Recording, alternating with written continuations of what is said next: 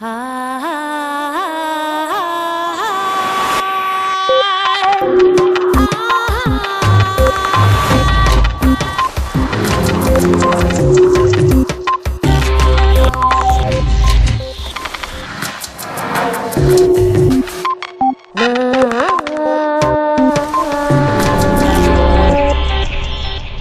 relación entre ver y saber es más compleja de lo que comúnmente asumimos.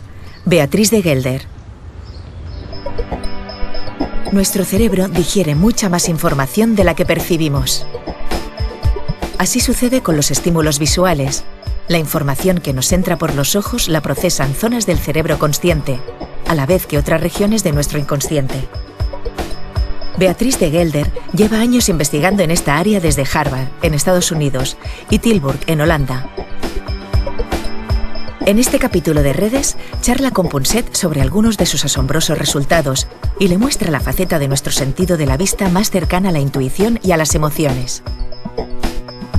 Y la mirada de Elsa nos ayudará a sacar provecho de nuestra intuición, así como a distinguirla de errores y asociaciones falsas que nos tiende nuestro cerebro.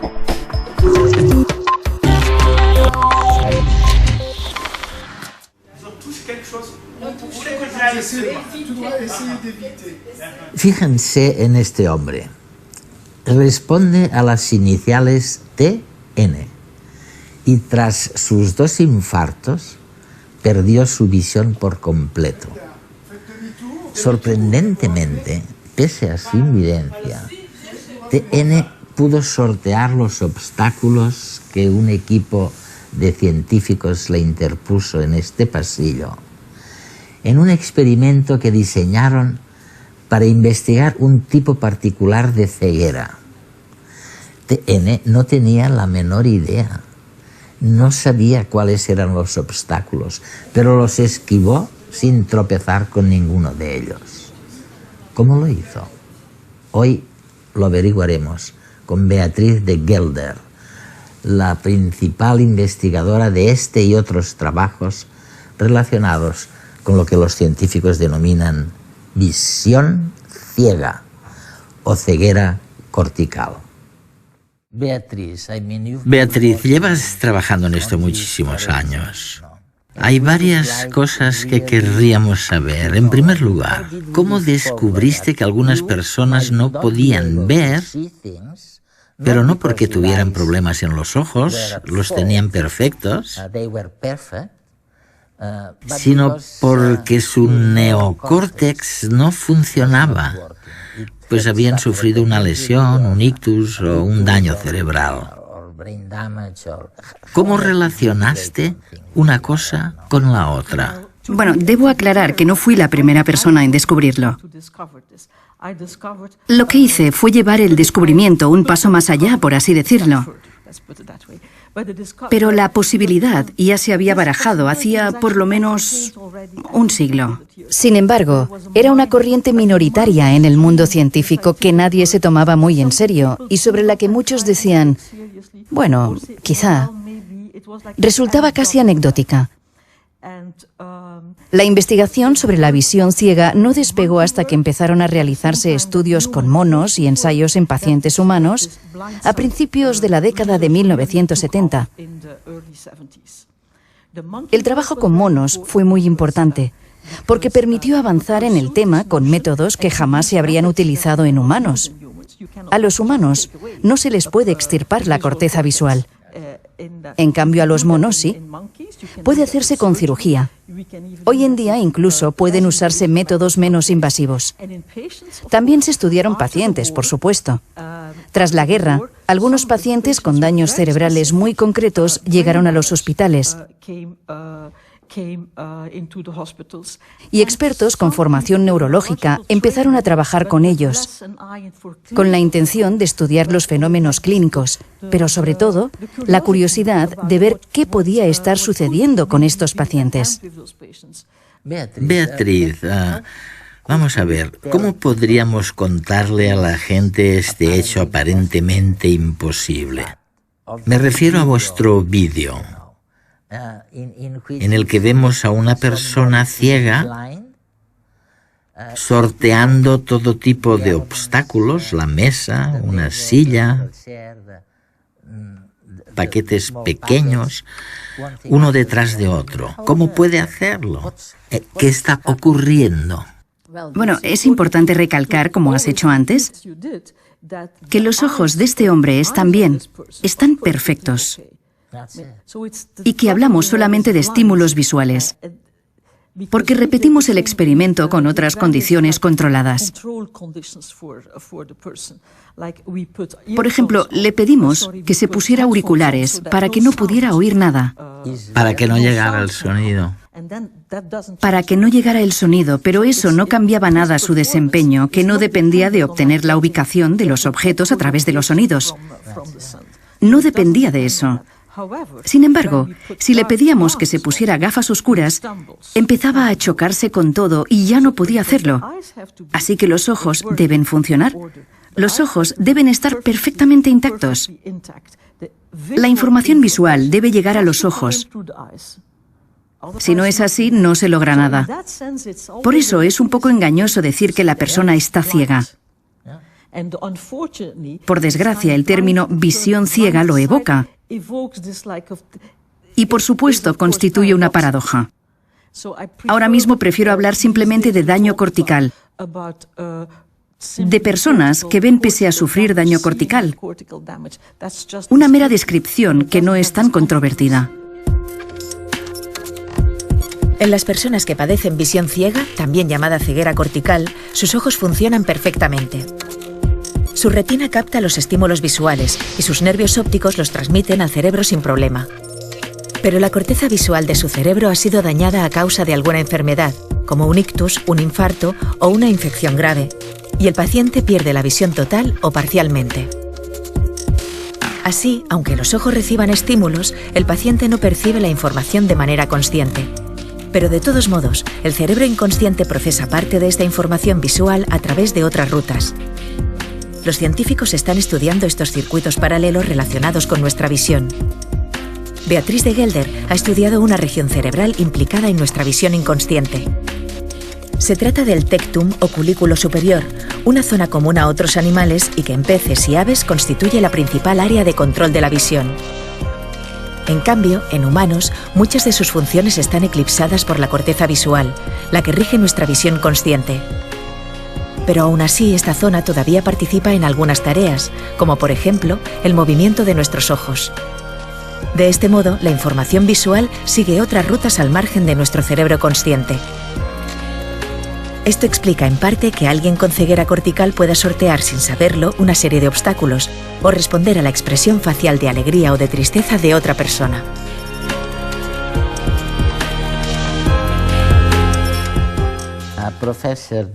Profesora, hay algo en esta historia que me sorprende. Y es que vuelves a plantear el tema del inconsciente. Es decir, el córtex visual no funciona bien y en lugar de tener acceso a la parte consciente del cerebro, cosa que obviamente no podemos hacer porque no está funcionando, entra en juego el inconsciente. Si comparamos un cerebro humano con otro tipo de cerebro, siempre lo comparamos con el de los monos, por supuesto por su similitud. Sabemos que además de la ruta visual, que depende del córtex visual, hay otras rutas visuales distintas. Nadie duda que esas rutas estén ahí. En la investigación con animales, todos lo aceptan sin problemas, pero las mismas rutas existen en el cerebro humano. Ahora bien, en el cerebro humano, es como si no quisiéramos detenernos a estudiar para qué sirven. Simplemente ignoramos un hecho científico constatado, que dichas rutas existen. Y seguimos concentrándonos en la ruta principal, que por supuesto es la más reciente. La más reciente y multifuncional, etc. Todos estaremos de acuerdo en eso, pero las otras también existen. ¿Y cuál es la relación con la amígdala? En este vídeo concreto no hemos utilizado ni puesto a prueba las habilidades con estímulos emocionales, por lo que no hay nada estrictamente relacionado con la amígdala. En cambio, otras veces sí que lo experimentamos, por ejemplo, mostrando objetos que dan miedo o cosas que generan emociones normalmente al andar y viendo si eso cambia las cosas. Intentamos usar entornos de realidad virtual, etc. Hemos demostrado en 3 pacientes que aunque digan que no son conscientes de ver nada,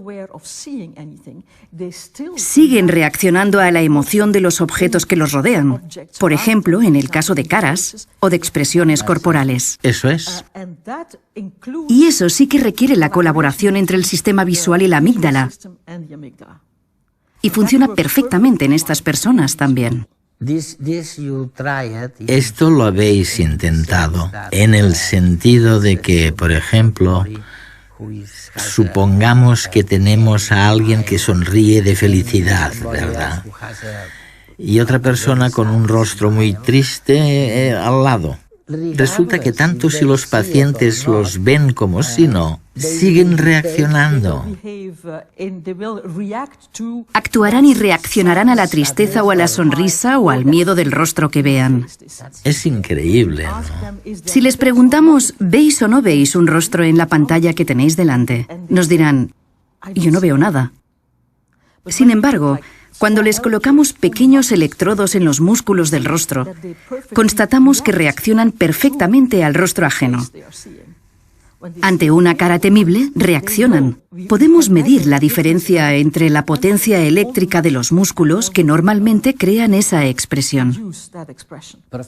Beatriz, hay algo que me gustaría saber o sobre lo que me gustaría ahondar. Y es lo siguiente, cuando vemos algo sin saber que lo vemos, ¿de acuerdo? ¿Podrías darme un ejemplo con personas normales de lo que estoy pensando? Sí, me gustaría hablar un poco de ello, porque para conseguir una perspectiva general de la investigación, es muy importante que no nos limitemos a estos pacientes tan peculiares y poco frecuentes, sino que entendamos el sistema visual no consciente realizando experimentos con personas cuyo sistema neurológico sea normal y esté intacto, como nosotros. Y tenemos unas cuantas técnicas para eso que no dejan de mejorar. Cada vez son más potentes. Realmente esperamos poder demostrar que el sistema que no se basa en el córtex visual es totalmente funcional en los seres humanos normales. Para ello, podemos utilizar técnicas de enmascaramiento, etc. Por ejemplo, podemos mostrar muy rápidamente una expresión facial. Y cuando digo rápido, me refiero a menos de 15 milisegundos. O un cuerpo. Una expresión corporal de enfado la captarás en 12 milisegundos. Pero si te pregunto, ¿había un cuerpo ahí o no? Me dirás, ahí no había nada. Sin embargo, yo podré mostrarte con medidas independientes que has reparado completamente en que una persona enfadada te miraba. Es increíble.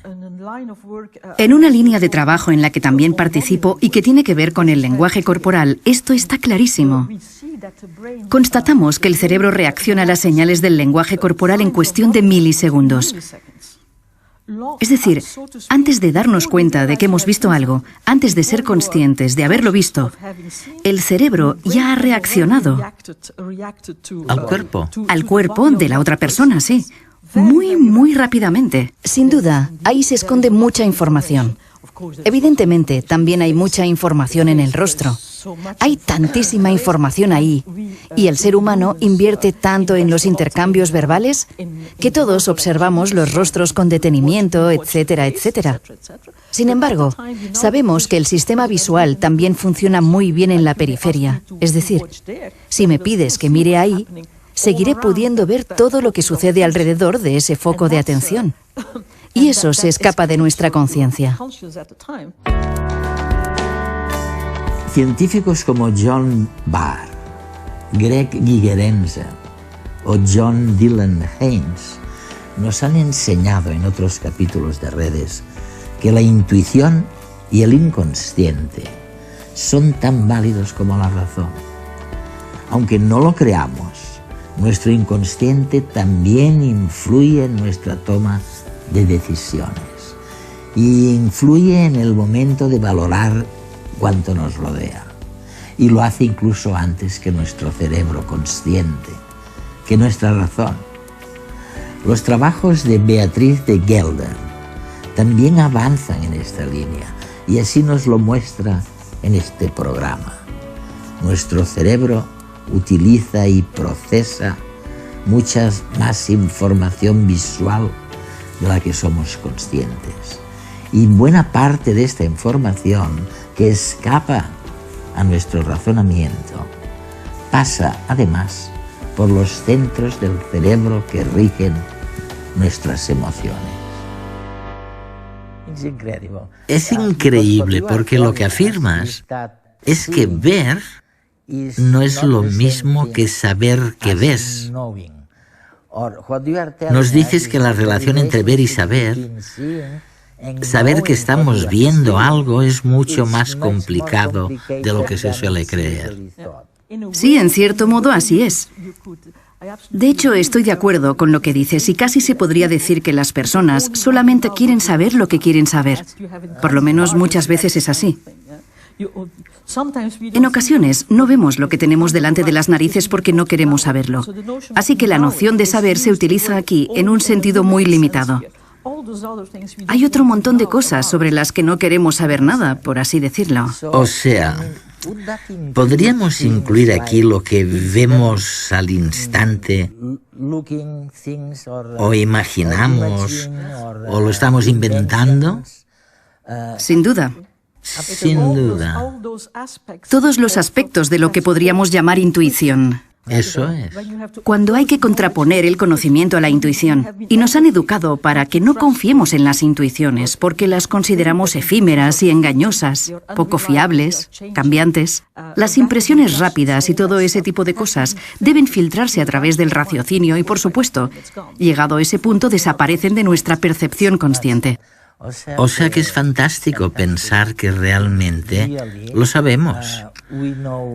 Somos funcionales, vamos por el mundo con poco, sin usar todo el espectro de recursos tal vez inconscientes, tal vez irreales.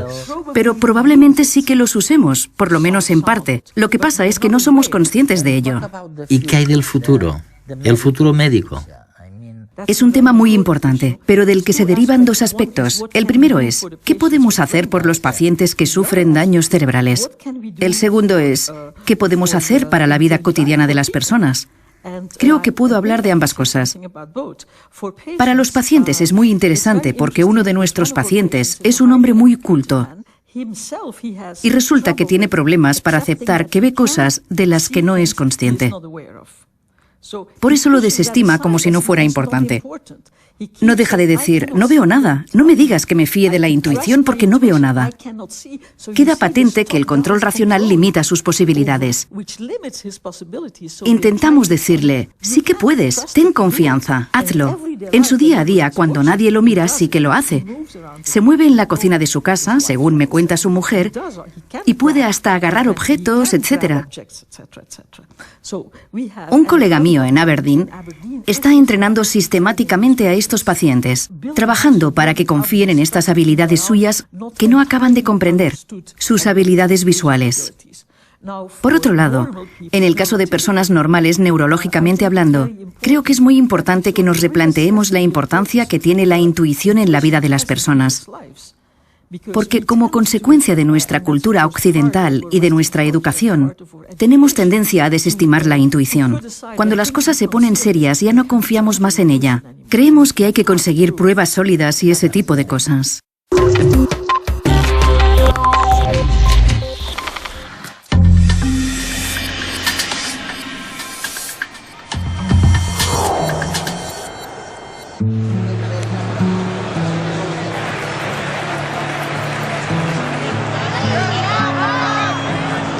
Hoy ganaremos. Estoy seguro de que hoy ganaremos. Hey, sabía que eras tú. Esto tiene mala pinta. Me cambio de carril. Seguro que este va mejor. La intuición forma parte de nuestras vidas, aunque a veces la descartamos porque creemos que es un truco de la imaginación o una casualidad. ¿Pero existe de verdad? Vamos a verlo.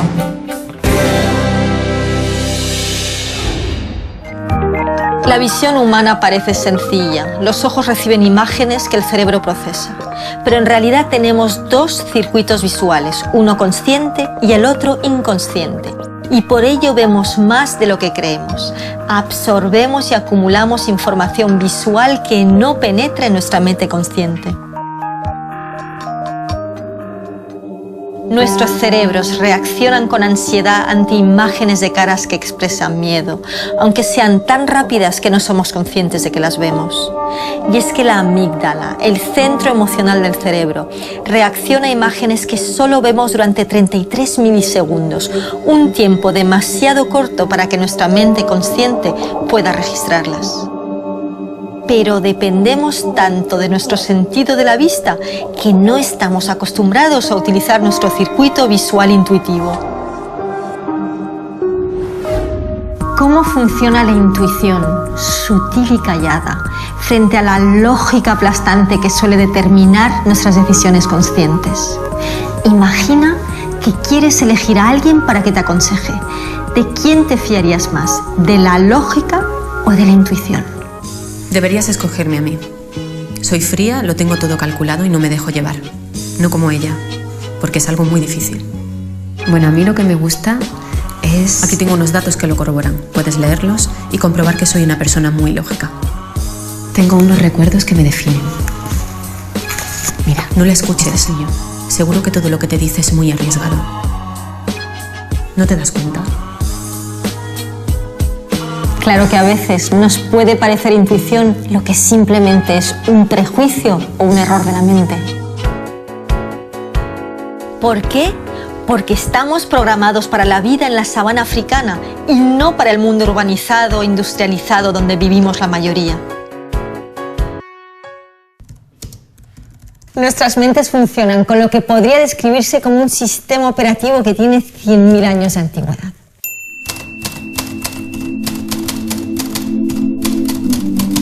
El resultado, nuestro equipamiento intelectual tiene fallos porque para sobrevivir tiene que tomar decisiones rápidas y atajos. Por ejemplo, hagamos esta prueba para verlo.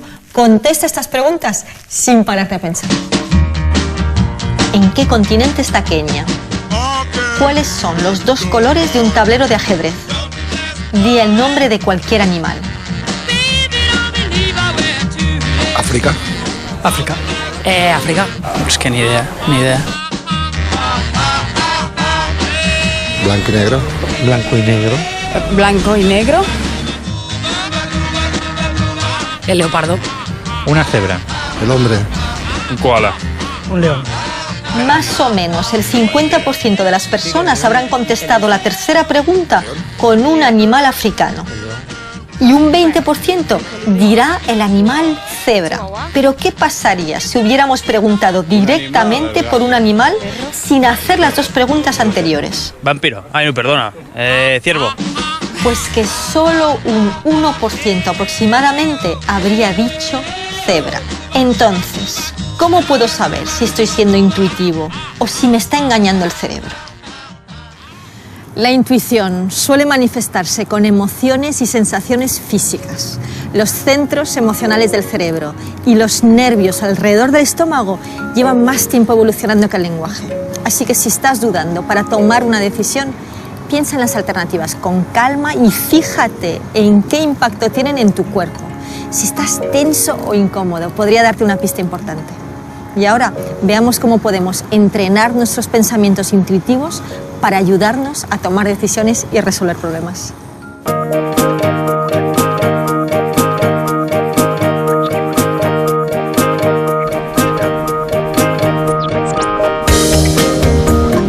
Imagina un semáforo. La luz roja es no y la luz verde es sí. Ahora hazte preguntas sencillas que puedas contestar con un sí o un no. Imagínate el color del semáforo. ¿Me llamo Elsa? ¿Me gusta el chocolate? ¿Vivo en Nueva York?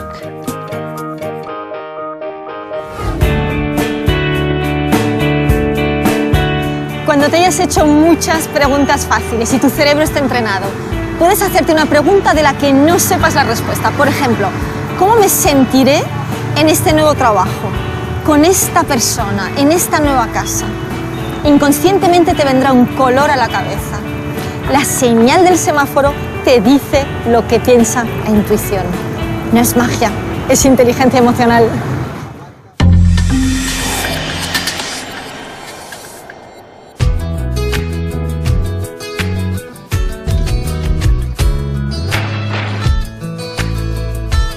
Me gustaría saber si viviré más años que mi abuela.